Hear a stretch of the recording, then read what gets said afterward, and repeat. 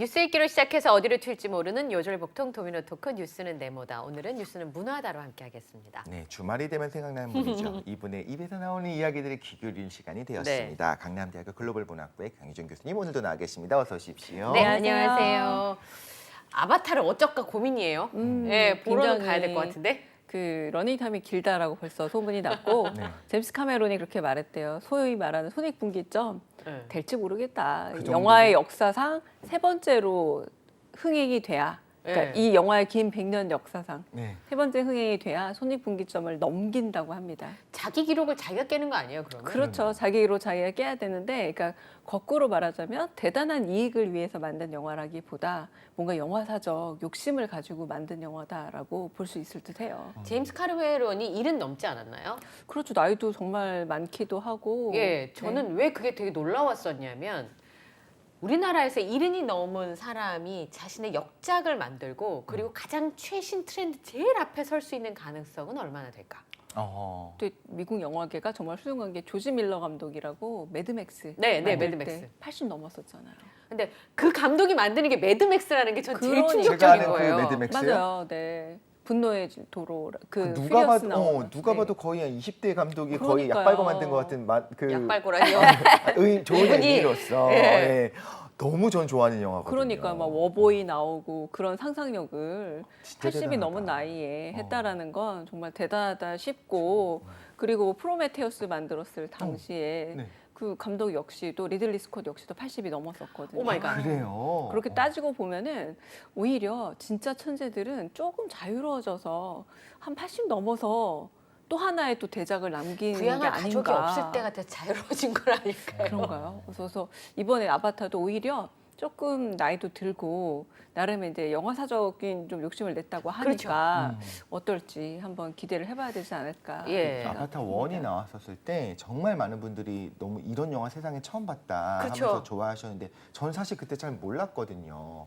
이게 그렇게 좋은 영화 싶었는데 오히려 조금 시간이 지나니까 맞아요. 처음에 그 3D로 볼 때 어떤 그 느낌을 좀 넘어가니까 약간 영화사적인 평가 그렇게까지는 좋지 않고 조금 박해지는 느낌이 있었어요. 왜냐하면 처음에 비주얼 충격이 워낙 컸었으니까. 너무 컸죠, 너무 컸죠. 그러니까 우리가 3D 영화 생각할 때 자꾸 3D 안경을 렌즈의 측면에서 봐서 고강도 렌즈 그리고 고감도 렌즈만 생각했는데 네, 왜 눈은 뇌의 일부라고 하잖아요. 네, 그렇죠. 그러니까 너무 우리가 본다고 생각하는 걸 보는 거지 실제로 꼭 보는 것과 연관되는 네. 게 아닌데 그 이후에 3D 영화가 엄청나게 나왔다가 사라진 것도 사람들이 너무 감도를 높여놓으니까 울렁거리고 그렇죠. 멀미 나요. 어지러워요. 맞아요. 두통이 있어요. 네. 그래서 사실은 제임스 카메론이 아바타 1에서 했던 것도 상상력을 준 거지 엄청나게 높은 고해상도 렌즈를 준 게 아니었거든요. 그렇죠. 네. 이번에도 그러면은 고해상도 렌즈의 문제가 아니라 상상력을 새롭게 줬는가? 요게 이렇게 본다면 좀 다른 의미로 볼 수 있지 않을까 싶어요. 맞네요. 맞네요. 네, 너무 예. 좋습니다.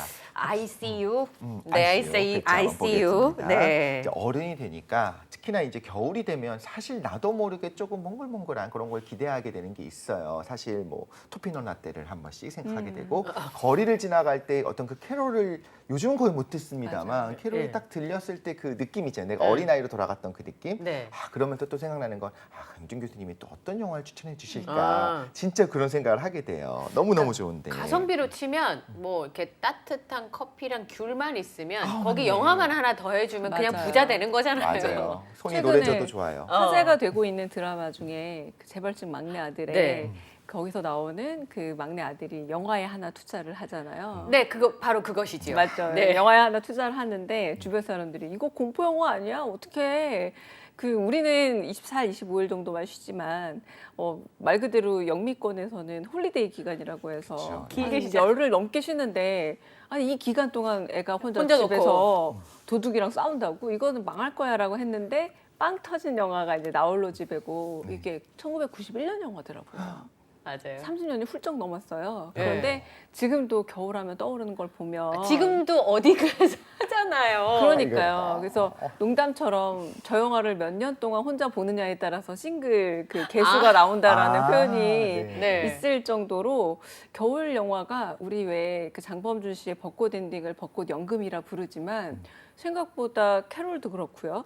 그 이렇게 겨울 영화도 그렇고 때마다 돌아오면 보게 되는 약간의 요식행위처럼 우리가 즐겁게 네. 겨울이니까 그냥 나홀로 집에 볼까? 예. 겨울이니까 러브 액츄얼리 맞아요, 볼까? 액츄얼리. 이렇게 아니면 하는 예, 것처럼 머라이 캐리 노래 들을까? 아, 그게 그러니까요. 성탄연금이라면서요. 그분한테는. 성탄연금이고 요즘 이제 10대들은 시아 노래를 많이 듣는다고 하더라고요. 그래서 스노우맨을 듣느냐 요거에 따라서 또 약간 연령이 달라지기도 차이가 한다고 있군요. 하는데 그래도 저도 머라이어 캐리가 1번이거든요. 네. 아니면 웸을 듣기도 아, 하고. 그렇죠. 맞습니다. 아이크, 혹시 예. 미스터 투의 하얀 겨울이라고 아십니까? 뭐 알긴 알죠. 네. 너무 옛날 노래를 제가. 지금 투 아니잖아요. 그분들 따로따로 활동하시잖아요. 그렇군요.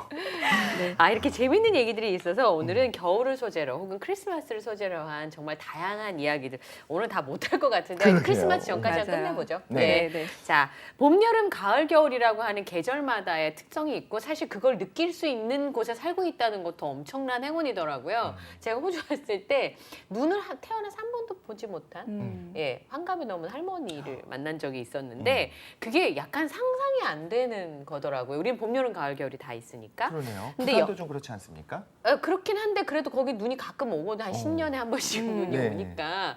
그런데 영화도 사실은 감성이 중요하니까 계절의 영향을 참 많이 받을 것 같아요. 그러니까 우리가 여름 음악, 겨울 음악이라고 나뉘는 것처럼 사실 영화도 그런데 여름 영화들 보면은 생각보다 공포 영화도 많고요. 그리고 그쵸. 10대에서 20대 초들이 주인공이 돼서 어딘가 여행 가서 벌어진 일들이 상당히 많아서 많잖아요. 가령 레오나르도 디카프리오 나왔던 비치 같은 영화는 여름 영화 하면은 딱 떠오르는 영화가 되잖아요. 근데 겨울 영화도 마찬가지입니다. 그런데 생각외로 겨울 영화가 날씨는 추워도 따뜻한 영화들이 생각보다 많이 많아요. 있어요. 맞아요. 네. 그래서 오히려 진짜 아까 귤 까먹으면서 딱 이렇게 무릎 담요 덮고 네. 집에서 다시 돌아봐도 좋은 영화들도 많고 그리고 겨울의 풍광이라는 게 눈이라는 게 내가 직접 나가서 운전을 하면 조금 불편하지만 보면 너무 아름답잖아요. 맞아요. 그래서 제가 보는 걸로 가장 아름다운 영화로 기억 남는 것 중에 하나가 렛미인이라는 작품이에요. 네. 렛미인이란 스웨덴 영화인데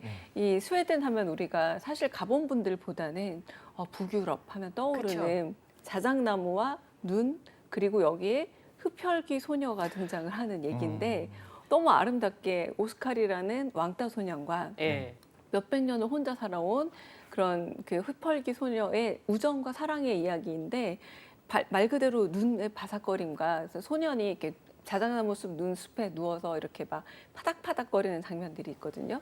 와 저런 건 한 번쯤 해보고 싶다. 그러나 우리나라는 강원도에 있는 인제에 있는 자작나무 숲까지 가지 않는 이상은 네. 거의 일상으로 보기 힘든데 그쵸. 이 영화를 보면은 일상 속에 눈이 있다 보니까 굉장히 추울 거라는 거는 머릿속 상상으로만 느껴질 뿐 소년과 소녀의 그 사랑 이야기가 훨씬 더 따뜻하게 느껴지는 작품이거든요. 맞아요. 네. 리메이크도 했었죠. 맞습니다. 네. 미국에서 이제 영어식으로 이제 헐리우드식으로 번역이 돼서 이제 다시 리메이크가 되기도 했었죠. 네. 자작나무 저 인제 갔었거든요. 네. 딸이 안 올라가겠다고. 어디를요? 자작나무 숲까지 못 숲까지. 간다. 여기까지 오기 너무 힘들어서 맛있는 걸 먹고 집에 가자는 거예요. 그러니까 산 중턱까지 설득하는데 1시간 넘게 걸렸어요. 이게 현실인데 지금 교수님 말씀하신 것처럼 따뜻한 무릎 담요에 귤 까먹으면서 볼 수 있는 아름다운 스웨덴의 풍경. 이건 진짜 영화를 누리는 사람들의 호사인 것 같다는 생각이 맞아요. 드는데 맞습니다. 영화가 그 겨울의 분위기가 아까 말씀하신 것처럼 우린 추운데 오히려 따뜻하게 느껴지는 이미지들의 영화들이 훨씬 더 많은 거죠.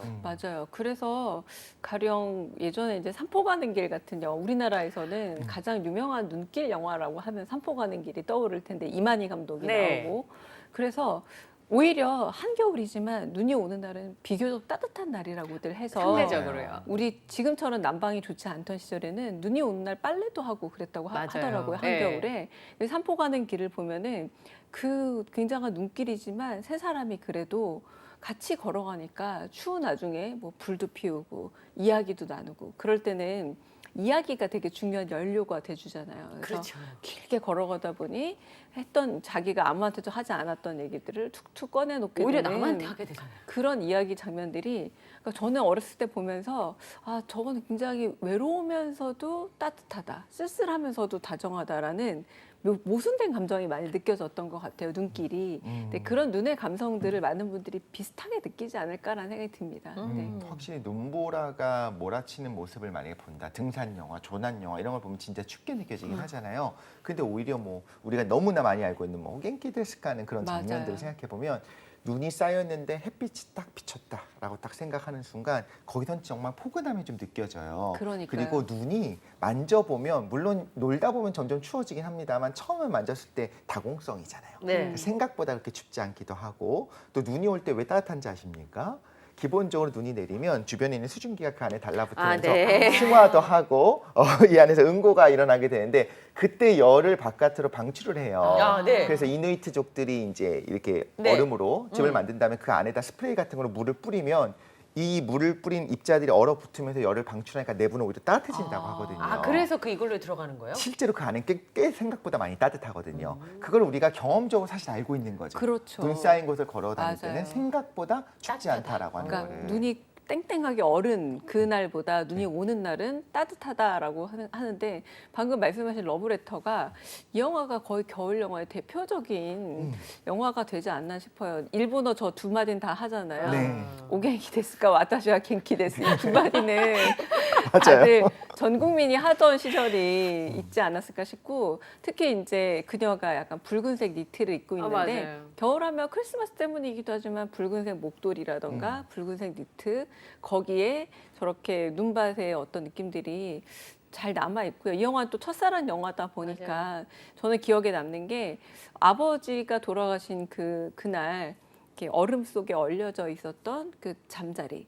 그러니까 잠자리가 고스란히 얼음에 얼려 있잖아요. 그러니까 이 영화는 좀 첫사랑을 그렇게 고스란히 얼려뒀다가 그렇게 부서지지 않게 해동하는 듯한 느낌의 영화이잖아요. 살살 녹아가면서 첫사랑이 싹 떠오르는 영화라서 많은 분들이 겨울 영화 하면 이 영화 떠올리지 않을까 싶고 낭만적이지만 내일은 아니었으면 하는 사랑하는 연인이 또 겨울산에 가서 사람이 예. 말 그대로 목숨을 잃었다는 건 아까 잠깐 그렇게 빙장된 그 잠자리처럼 어쩌면 그는 젊은 상태로 영원히 그렇게 눈 속에 있을 것 같다는 느낌이 첫사랑의 느낌과 잘 어울려서 겨울이면 한 번쯤 이 영화를 보시는 분들 꽤 많더라고요. 예. 네. 사실 저 눈밭에 저런 차림으로 나가면 진짜 너무 추울 텐데. 너무 추울 것 같아요. 네, 왜냐하면 네. 제가 저 볼 때마다 저는 이게 눈이 쌓여져 있는데 니트 한 장만 입고 나가가지고 저 되게 추울 텐데라고 생각했는데 저 영화 굉장히 따뜻하게 느껴지잖아요. 맞아요. 생각합니다. 네, 그게 아마 첫사랑에 대한 뜨거운 기억 때문이 아닐까 싶은 생각이 드는데 눈 하면 러브스토리 아닌가요? 너무 오래됐나? 아니요, 그 맞습니다. OST도 네. 너무 유명하고 그 클리셰가 됐죠. 이게 네. 연인이라면 한 번쯤은 저렇게 눈밭에서 네, 눈을 만들고 그리고 저렇게 뭐 서로 뭐 키스하고 눈싸움도 저 하고 말이 정말 유명하잖아요. 맞아요. 그러니까요. 이 말 대사도 너무나 유명했고 저는 이 영화를 제가 막연히 오해하고 있었던 게 저 중에 한 분이 이제 돌아가시는 네. 내용이잖아요. 암에 걸려 죽는다고 착각하고 있었어요. 그런데 1970년이잖아요. 결핵이더라고요. 아, 그러네요. 네네. 그러니까 결핵이었는데, 그러니까 저희 이제 나중에 하도 우리 영화사 속에서 이제 암에 걸려 죽는 예. 시한부 연인이 많다 보니 좀 제가 오해를 하고 있었던 저 거고. 모자 쓰면 암에 걸린 사람이 좀 많잖아요. 맞아요. 이렇게. 그리고 그 연인들이 한 번쯤은 저렇게 눈밭에서 장난해 보는데 최근에 한 2, 3년 전인가 저렇게 눈이 한번 많이 왔었던 적이 있었잖아요. 네. 그때 보니까 각각 집 앞에 많은 분들이 눈오리 눈오리 맞아요. 이거 사서 이제 미리 사놨던 분들이 이렇게 눈오리 쫙 네. 몇십 마리씩 만들어 놓는다거나 귀여워요. 저도 동네에서 굉장히 희한한 그 눈사람을 봤는데 강아지 모양으로 눈사람을 또 거의 예술가신 것 같아요. 너무 멋있게 만들어 놔서 근데 가만 보면 이렇게 눈사람을 만들 정도로 눈이 오는 일이 잘 없기도 한 것 같아요. 아, 최근에는. 그렇군요. 그러다 보니 우리 머릿속에 겨울 영화는 저렇게 소복하게 눈이 많이 내리는 날 눈싸움도 하고 눈밭에도 누워야 되는데 최근에는 거의 그 정도 눈 쌓이는 일은 잘 드물지 않나 싶기도 해요. 누우면 뒤통수 깨지는 거죠. 맞아. 푹신해야 되는데 눈이 그러니까요. 얇아가지고. 네. 근데 저 대사가 이 영화에서 나왔다는 걸 모르는 분들도 꽤 많을 것 같아요. 영화 자체는 너무 오래됐고 사실 이 대사는 너무 유명하고 맞아요. 하다 보니까. 저 영화가 저보다 나이 많잖아요 지금. 거기다가 네. 아까 결핵 말씀하셔서 또 생각났어요. 우리 어렸을 때는 크리스마스 때 크리스마스 실 맞아요. 맞아요. 가지고 했었잖아요. 그래서 지금도 발효해요. 우표 옆에다가 맞아요. 그냥 네. 붙여가지고 네. 어렸을 때는 학교에서 거의 농담처럼 하자면 강매 수준으로 그렇죠. 뭐 해서 일단 안아주고. 당연히 사는 건데 최근에는 역시 자발적으로 되게 적극적으로 사지 않는 이상 하기 힘들죠. 아이들은 실이라는 걸 잘 모르지 않을까 싶네요. 그럴 수 있을 것 네. 올해는 손흥민 선수더라고요. 크리스마스 실의 주인공이. 네. 예. 아주 좋은 필요한 것들이죠. 근데 이터널 선샤인은 아까 그 말씀하신 저는 빨간색으로 기억이 되는. 맞아요. 네. 예. 빨간색과 그 저 두 분이 저 장면. 맞아요. 그 이 영화 자체가 되게 일테면 뭐 가상의 판타지 공간이라고 할 수 있을 텐데 사랑하는 사람이 기억을 잃어갈수록 오히려 지겨웠던 그 사람이 다시 좋아지는 그런 모순을 다루고 있는 작품이잖아요. 그래서 기억을 지우면서 막 그 둘이 함께했던 순간들이 무너지기도 하고 쌓이기도 하고 이랬던 장면들이 정말 기억에 남는 영화고 많은 분들이 트루먼 쇼에서 이미 봤겠지만 짐 캐리가 저렇게 진지한 연기가 네. 가능해? 라는 생각을 하게끔 했던 그 영화라서 겨울하면 가장 먼저 생각나는 그러니까 아까도 말씀드렸지만 그 첫사랑이나 사랑이 눈처럼 처음엔 정말 깨끗하고 예쁘지만 사실 눈밭이 1번으로 걷고 싶은 이유 중에 하나가 자꾸 밟다 보면은 지저분해지고 맞아요. 미끄러워지고 사람이 같은 눈길인데 다칠 수도 있어지잖아요. 네. 그래서 좀 사랑이랑 많이 연애랑 비교가 되는 게 아닌가 싶기도 한데 이 두 사람도 경고했던 그 사랑의 얼음집을 스스로 부숴버리는 이 장면들이 정말 아름답게 묘사됐던 그래서 많은 분들이 실제 연애를 하면서 고민될 때 보시는 영화가 이터널 선샤인 아닌가 싶기도 합니다. 자기가 봤던 영화 중에 인생 영화 최고의 영화로 이터널 이터널 선샤인을 선샤인. 꼽는 분들이 꽤 많더라고요. 맞아요. 예. 네. 네. 그 지금 생각해 보면 오리털 파카가 없었을 때, 다운 패딩이 없었을 때 난 겨울을 어떻게 났을까? 그러게요. 그런 생각이 요즘 최근에 많이 들었던 게 학교 안에 난로가 있었던 때가 있었어요. 맞아요. 지금 에어컨으로 아이들이 이제 온풍기를 돌려주는 그렇죠. 상황이잖아요. 네. 근데 그 시절의 기억이 굉장히 따뜻하게 느껴지는 거예요. 오히려. 맞아요. 네, 이 구스다운이 없을 때. 그 주전자도 올려놔야 되고 네. 그래서 습기도 보글보글. 채워줘야 하고 맞아요. 근데 그 시절의 영화 중에서 저는 유코릴 러브가 음. 포스터 되게 인상적이었거든요. 그때. 예. 그래서 그 영화가 생각이 나고 소피 마르소가 저렇게 아름다웠어요. 지금도 아름답겠지만, 네. 저 헝클어진 머리는 만든 거죠? 왜 이렇게 예쁜가요? 저 머리 자체가 헝클어졌는데도? 예쁜 사람은 뭘 해도 이쁘더라.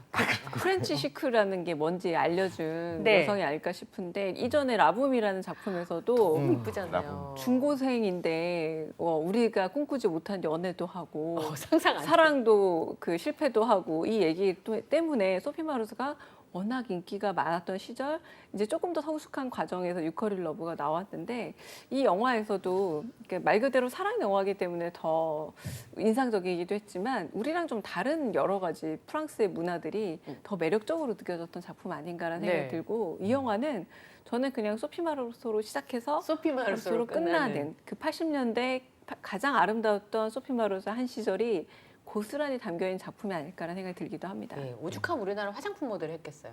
그러니까요. 네. 책받침 네. 모델과 네. 책받침 모델도 하고 나중에 이제 약간 브레이브 하트 같은 영화에서 조금 성숙해서 나올 때 많은 분들이 오히려 마음이 아팠던 게 이 영화에 대한 그 뭐 이어폰을 끼워주는 장면이라던가 너무 각인이 심하게 남아 있어서 어떻게 보자면 소피 마르소가 나이 들어가는 모습을 안 좀 보고 못 싶어하는 견뎌 모습. 했던 것도 같아요. 또 네. 한국의 팬들이. 그렇죠. 약간의 왕조연 씨를 생각하는 그런 맞아요. 마음이 네, 있네요. 맞아요. 영원한 누나 소녀여야 되는데 네. 근데 아까 말씀하신 것처럼 이제 그 동화 같은 이야기들이 크리스마스 영화에 되게 많이 나오잖아요. 우선 산타라고 하는 존재 자체가 맞아요. 굉장히 비현실적이긴 한데 나홀로 집에는 아까 말씀하신 그 드라마의 한 장면으로 인용되는 그 대사가 진짜 와닿긴 한데 애를 놓고 어른들이 다 어디 갔어. 네. 이제 혼자서 말이 맞아요. 돼요?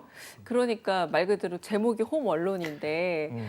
원래 저 때는 언론이던 사람들조차도 다들 모여서 맞아요. 그렇죠, 원래 너무 재밌었던 게 애들이 너무 많다 보니 하나쯤 빠뜨려도 모른다는 설정인데 너무 재미있잖아요. 맞아요. 그리고 여기에서 더 유명해진 그 바보 같은 네. 천진난만한 도둑 두 도둑들. 사람도 네. 여러 광고에서 패러디되고 이야기 될 정도로 사실은 와 지금 생각해 보면 이 영화 생각한 사람 진짜 천재다라는 생각이 드는 듯해요.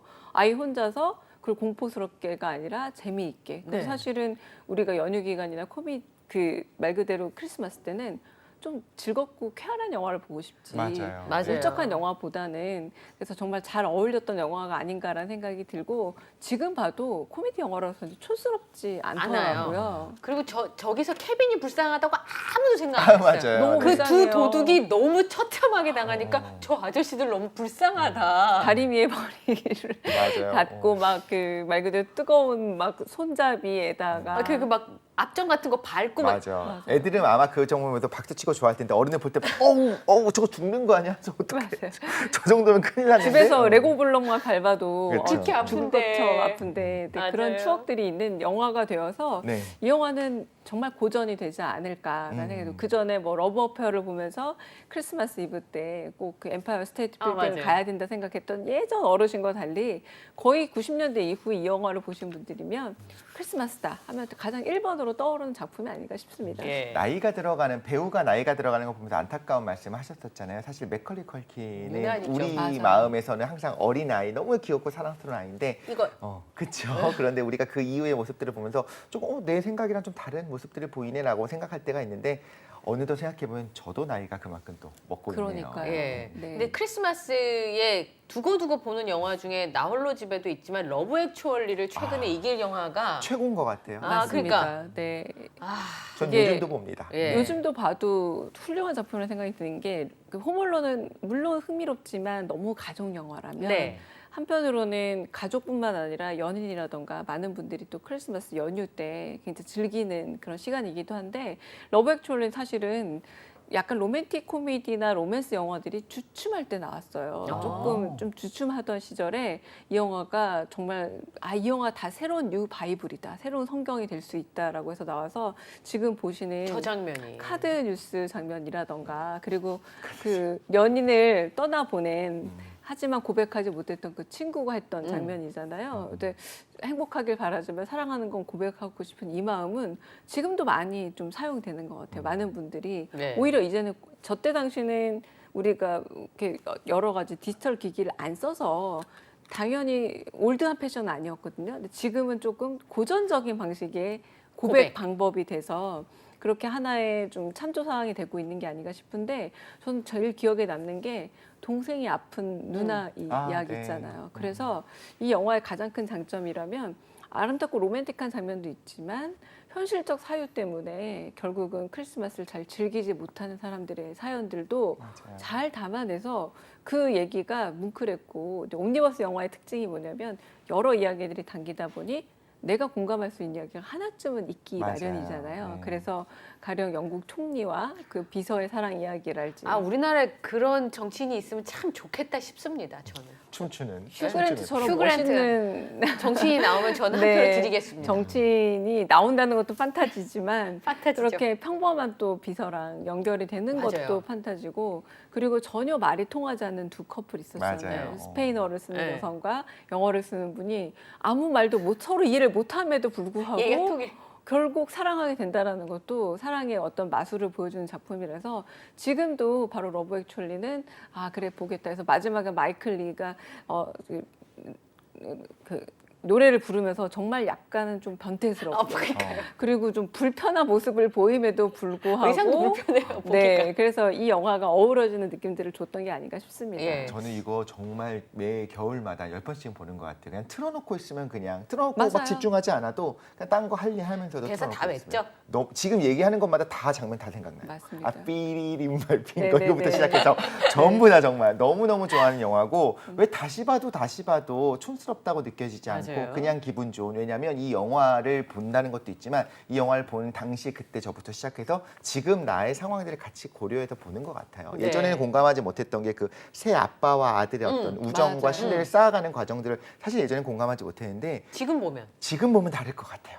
저것들이 정말 저런 사랑들이 또 있구나 하면서 네. 다양한 걸 보여주는 게 무조건 해피엔딩으로 끝나지 않는 것도 참 좋았고. 맞습니다. 남편의 피고도 불륜을 하고. 알게 된 네. 아내 이야기도 있잖아요. 그렇죠. 그런 이야기들도 사실 크리스마스라고 언제나 행복한 것만 그럼요. 아니다. 맞아요. 우리나라에서 이제 크리스마스가 의미 있어진 게 사실은 24일 날만 통금이 해제가 됐대요.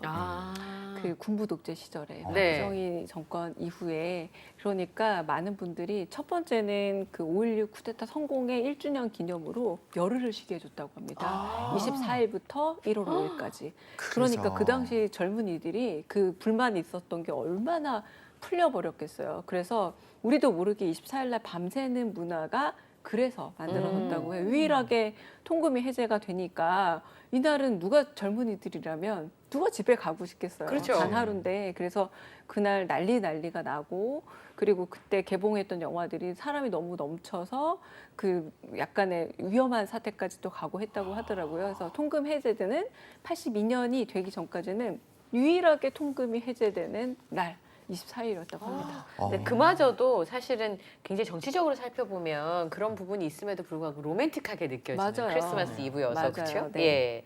근데 가족이나 아니면 내 주변 사람들의 소중함을 돌아보게 하는 내용들의 영화들이 많지 않나요? 크리스마스 때는? 사실 그러네요. 그게 유독. 이제 네. 미국식 영화라면 딱 그런 게 떠오르는 듯해요. 네. 패밀리맨처럼 이 영화는 일테면 크리스마스 캐롤의 영화적 버전이라고 할 수 있을 텐데 아. 크리스마스 캐롤이 그거잖아요. 스크루지. 스크루지가 일테면 환상으로, 네. 일테면 꿈으로 여러 가지 상황들을 만나면서 인생 새로 살아야겠다라고 생각을 다시 고쳐먹는 얘기라면 이 패밀리맨 역시 마찬가지입니다. 일밖에 모르는 아버지가 있어요. 일밖에 모르지만 옆으로 조금 다른 눈으로 보자면 성과급.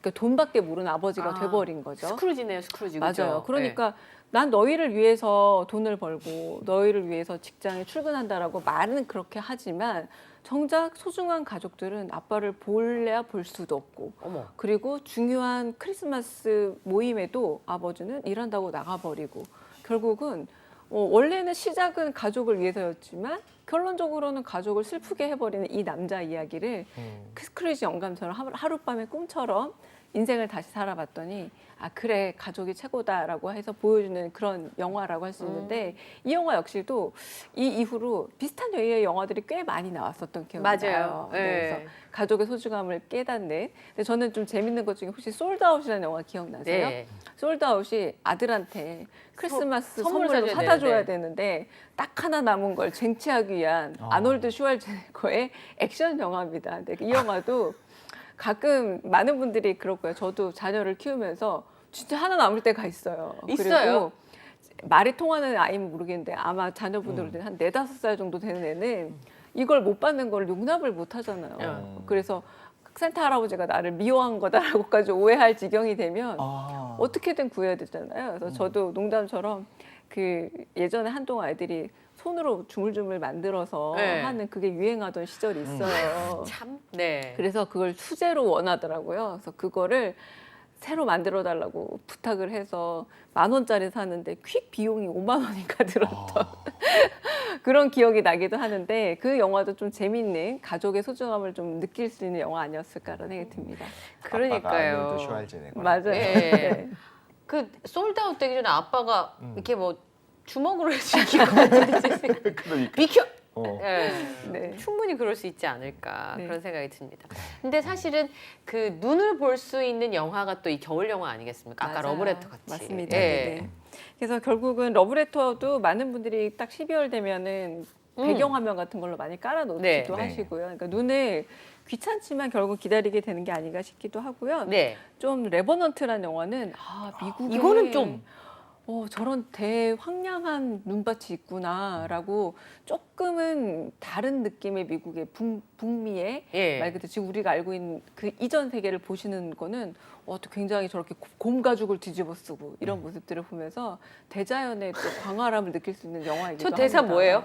피해 대가 반드시 치를 것이다. 야, 맞습니다. 근데 참 이게 실화인 거라는 것도 너무 놀라웠고 사실 드디어 디카프리오가 상을 받을 수 있게 맞아요. 됐었죠. 작정하고 만든 거 아니에요? 상 받겠다? 뭐 이렇게? 채식주의자인데 간을 실제 꺼내 먹었다고 하잖아요. 말의 간을. 왜냐하면 생존해야 되니까 여기서는 그런 생식이 아니라 결국은 눈밭에서 살아남기 위해서는 뭔가를 먹어야 되기 때문에 그런 연기를 불사해서 보여줘서 결과가 그랬고요. 하나만 더 추천드리면 네. 역시 해리포터는 아, 이 시리즈를 쭉 보시는 것만으로도 좀 겨울 느낌이 나지 않을까 싶어서 좀 추천을 드리기도 합니다. 네. 해리포터, 그쵸. 네. 예, 해리포터가 너무 많이 컸더라고요. 우리 맞습니다. 피디님이 뽑은 저 대사가 더 인상적이네요. 아, 수많은 주문 가운데 왜 저걸 고르셨을지. 네. 네. 아, 얘기하자마자 떠오르니까 즐거운 겨울 영화 맞아요. 시리즈를 오늘 교수님과 이야기를 쭉 나눠봤는데요. 네. 다음에 또 기회가 되면 이런 겨울 영화들을 좀 살펴보는 시간도 좀 만들어 보도록 네, 하겠습니다. 오늘 숙제가 또 주어졌죠. 네. 우리가 주말에 하나씩 보면서 그렇죠. 또 따뜻한 주말을 보낼 수 있으면 좋겠습니다. 지금까지 뉴스는 문화다 우리 강희경 교수님과 함께했습니다. 오늘도 함께해 주셔서 감사합니다. 고맙습니다. 감사합니다.